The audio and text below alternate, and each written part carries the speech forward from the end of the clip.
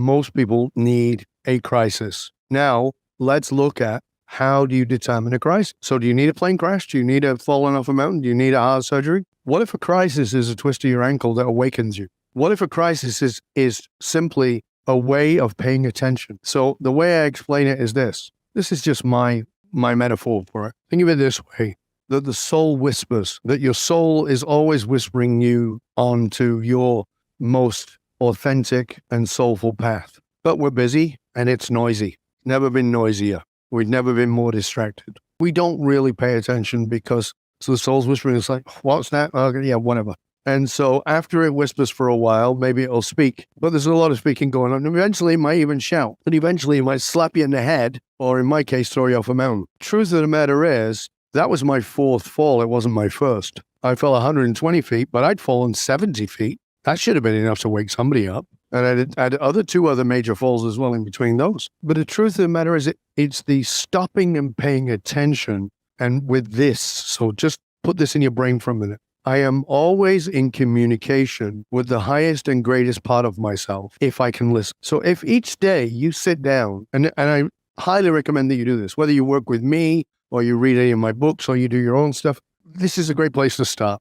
Just sit down and say, when might my soul have been whispering to me today? Well, I snapped at that person in the coffee shop. What if that was a whisper? What if that was a way to have you pay attention? What if you didn't just go, oh yeah, I was irritable and I was impatient. Yeah, that's true. But what if that was a whisper? What's the message in it? Oh, I twisted my ankle today. What if that was a whisper? What if that was telling you to slow down, that maybe you're not paying attention to things? What if when my wife was upset with me about this thing and I kind of dismissed her, that was a clue? It was a whisper from that soulful part of myself. Because you can decide when the crisis is, and you can decide how big the crisis is.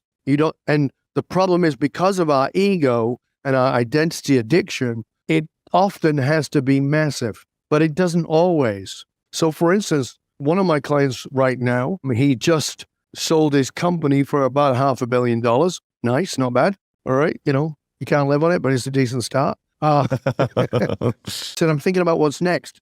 And he had been introduced to me by somebody else, not really about working with me, to talk to you about, what's next in my life. Because I'm thinking about doing this, I'm thinking about doing that. And he's telling me all these things. And I asked him this question: when did your soul first whisper to you that the path you're on might not be your own? And he went, well, that's ridiculous. And I said, okay, just think about it. Let's have another conversation later. And he came back and talking to him about a week later. He goes, you bastard.